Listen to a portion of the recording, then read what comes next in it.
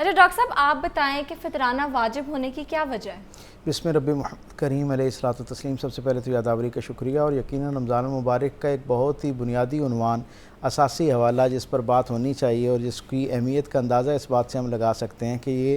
سرکار دو عالم صلی اللہ علیہ وسلم کی پاکیزہ زندگی سے بھی اس کی اہمیت ہم تک پہنچتی ہے۔ وہ ان عنوانات میں سے ایک عنوان جو ہے وہ فطرانے کا ہے، اور جیسا کہ ہم جانتے ہیں کہ فطرانہ جو ہے وہ بنیادی طور پر عبادات کے اندر جو رہ جانے والی کمی کوتاہی ہے، یعنی ایسا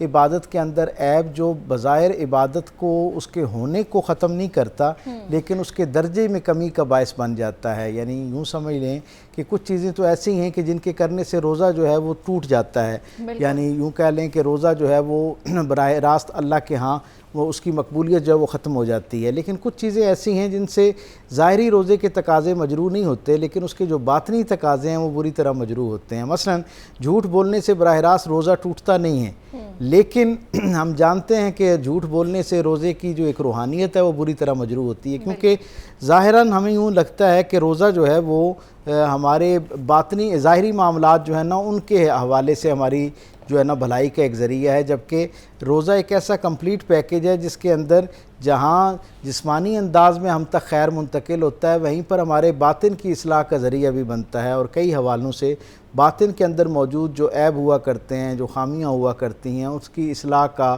اس کی تصحیح کا ذریعہ بنتا ہے۔ ایسی چیزیں جو ظاہری طور پر روزے کو متاثر نہیں کرتی ہیں، یعنی اس کے ہونے یا نہ ہونے پر فرق نہیں ڈالتی، لیکن اس کی جو روحانی ترقی ہے، جو اس کے درجات ہیں، ان میں کمی کا ذریعہ بن جاتی ہیں۔ ان بنیادی عیب اور خامیاں جو ہیں ان کو دور کرنے کے لیے پروردگار عالم نے ایک میکنزم بنا رکھا ہے، اور یہ کیا خوبصورت میکنزم ہے کہ اس کے کئی طرح کے فائدے جو ہیں انفرادی درجے پر بھی اور معاشرے کو بھی حاصل ہوتے ہیں۔ مثلا جب میں اپنے کسی روزے کی روحانی کمزوری کو دور کرنے کے لیے فطرانہ ادا کر کے اس کے درجے کو بلند کرنے کا ایک سبیل کرتا ہوں تو اس میں بظاہر میری ایک روحانی ترقی بھی ہو رہی ہوتی ہے، اور دوسرا معاشرے کے اندر ایک مالی عبادت کے ذریعے وہ جو معاشرے کے طبقات ہیں جن تک مالی وسائل کے حوالے سے مشکلات ہیں اور جو رمضان المبارک کے تقاضے اور بالخصوص عید کے تقاضے پورے کرنے میں ایک چیلنج محسوس کرتے ہیں، ہماری جانب سے ان کے لیے ایک آسانی کا ذریعہ اور وسیلہ بن جاتا ہے۔ ظاہری طور پر اس کی واجب ہونے کا جو ایک بنیادی اور سبب ہے وہ یہ ہے کہ اس سے میرے روحانی معاملات جو ہیں جو روزے میں میرے اپنے اعمال کی کمزوری کی وجہ سے متاثر ہوئے ہوتے ہیں، اللہ رب العزت اس کو پورا کرنے کے ایک ذریعہ اس کو بنا دیتا ہے، اور دوسرا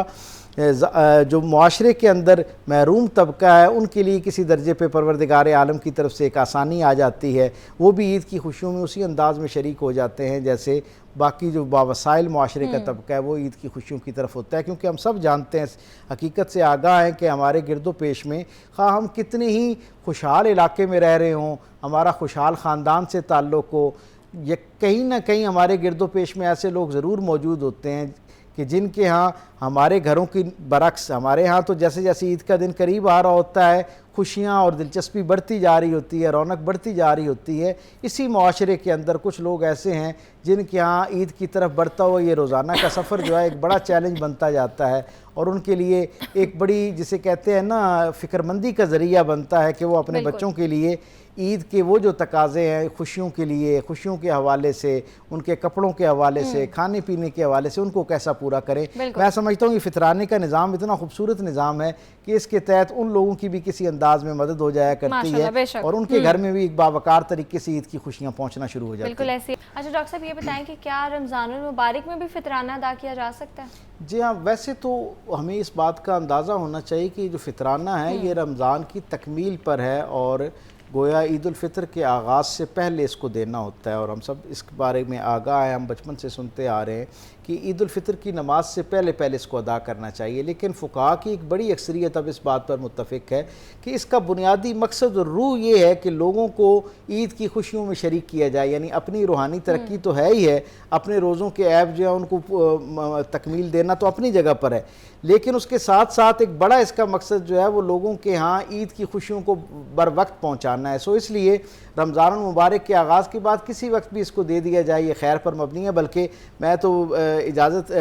بزرگوں کی اجازت کے ساتھ یہ بات کہوں گا کہ جتنا بر وقت دیا جائے اتنا زیادہ اچھا ہے، تاکہ وہ لوگ جو اس کشمکش کا شکار ہیں کہ ان کے ہاں کل یا پرسوں یا 2 دن بعد 4 دن بعد جو عید آنے والی ہے اس پر جو زندگی کا نظام ہے وہ کیسے ہوگا، بچوں کے تقاضے، ان کی خوشیاں کیسے پوری کی جائیں گی. اگر ان تک بر وقت ہمارا یہ عمل پہنچ جاتا ہے، ہماری یہ خدمت پہنچ جاتی ہے، تو اللہ کا تقاضا بھی بر وقت پورا ہوتا ہے اور ان لوگوں تک خوشیوں کا جو سامان ہے وہ بھی ذرا آسانی سے پہنچنا اور ان کے لیے چوائس جو ہے وہ زیادہ بہتر ہو جاتی ہے. باقی وہ جو پہلا سوال قبلہ مفتی صاحب حافظ صاحب سے آپ نے کیا، یقیناً اس میں کوئی دو رائے نہیں کہ دوسرے علاقے میں بھی دیا جا سکتا ہے، لیکن دین رحمت کے اندر یہ اتنا فطری دین ہے کہ اس نے ساری چیزوں کے حوالے سے ہمیں ایک بنیادی جو ایک جسے کہتے ہیں نا پرائرٹی لسٹ ہمارے لیے ایک ڈیزائن کر دی ہے. جیسے پروردگار عالم نے زکوٰۃ کے حوالے سے سورہ توبہ کے اندر 8 بنیادی مدات بیان کر دی ہیں نا، کہ سب سے پہلے فقیر کو دینا ہے، پھر مسکین کو دینا ہے، آمرین زکوٰۃ کو دینا ہے، اور اسی طرح باقی اس کی کیٹیگریز جو ہیں وہ دی ہیں. تالیف قلبی کے لیے ہے، گردنیں چھڑانے کے لیے ہے،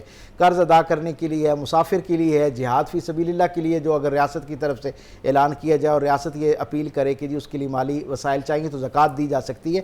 یعنی اس کی ایک ترجیحات کی ایک فہرست فراہم کر دی ہے. بالکل اسی طرح دین رحمت نے فطرانہ جو ہے یہ بھی کیونکہ انفاق فی سبیل اللہ کی ایک قسم ہے، اللہ کے راستے میں خرچ کرنے کی ایک قسم ہے، تو اس کی پرائرٹی اسی انداز میں ہوگی. اور پھر اگلے درجے پہ جیسے دینے کے حوالے سے دین نے ایک ترجیحات مقرر کر دی ہیں کہ سب سے پہلے آپ نے اپنے بہن بھائیوں میں دیکھنا ہے کوئی اس کا شرعی جو ہے نا تقاضا رکھتا ہے، یعنی اس کا اہل ہے لینے کا یا نہیں ہے. پھر آپ نے اگر بہن بھائیوں میں کوئی ایسا لینے والا نہیں ہے کہ جو اس تقاضے کو پورا کرتا ہو، یعنی اس کی ضروریات اس درجے کی ان کو اسے فطرانہ لگتا ہے یا اس کو فطرانہ پہنچنا چاہیے، تو پھر آپ نے اپنے عزیز و اقارب میں دیکھنا ہے، پھر آپ کے پڑوسیوں میں آپ نے دیکھنا ہے، پھر ورک پلیس پہ جن لوگوں کے ساتھ آپ کام کرتے ہیں ان کو دیکھنا ہے، پھر وہ لوگ جن کی ذاتی زندگی سے آپ آگاہ ہیں، ان کی چیلنجز سے آپ آگاہ ہیں. ہمارا المیہ یہ ہے، خاص طور پہ ہم صدقہ فطر کے ساتھ بڑا ایک عجیب سا معاملہ کرتے ہیں کہ گھر سے تیار ہو کے عین عید کے وقت جب مسجد میں داخل ہو رہے ہوتے ہیں تو چند لوگ وہاں باہر کھڑے ہوتے ہیں جن کو ہم نہیں جانتے کہ وہ پیشہ ور گداگر ہیں یا وہ ایک خاص جو ہے نا کمائی کا ذریعہ انہوں نے اس کو بنا لیا ہے. ہم ان کے ذاتی زندگی اور ان کے مسائل سے قطعی طور پہ آگاہ نہیں ہوتے. صرف مسجد کے باہر وہ کیونکہ خاص لائن میں کھڑے ہوتے ہیں خاص حالت بنا کے، تو ہم یہ سمجھتے ہیں کہ ہم اپنے سر سے اتارنے کے لیے ایک ذمہ داری پوری کرتے ہوئے جو ہمیں پہلا بندہ نظر آتا ہے اس کے حوالے کر دیتے ہیں. دین رحمت جو ہے وہ اتنا احتیاط پسند ہے، وہ یہ کہتا ہے کہ آپ نے انفاق فی سبیل اللہ کا تقاضا صرف اس وقت پورا نہیں ہوتا کہ آپ اپنے مال میں سے ایک حصہ نکال دیں، بلکہ یہ اس وقت بطور عبادت اللہ کے یہاں قبول ہوتا ہے جب آپ اپنے مال میں سے ایک حصہ نکالیں بھی، اور پھر شرعی فقیر جو اس کا واقعتاً حقدار ہے اس تک جب آپ اس کو پہنچاتے ہیں تو پھر یہ اللہ کے یہاں قبولیت کے درجے پہ پہنچتا ہے. گویا اس کو مال کو نکالنا ہی میری ذمہ داری میں شامل نہیں ہے، بلکہ حقیقی ضرورت مند تک پہنچانا، اور پہنچانے میں بھی وہ جو ترجیحات کی لسٹ جو اللہ کے رسول صلی اللہ علیہ وسلم سے اور قرآن حکیم سے ہم تک پہنچی ہے اس کے مطابق پہنچانا جو ہے وہ زیادہ سعادت کا باعث ہے. بالکل ایسی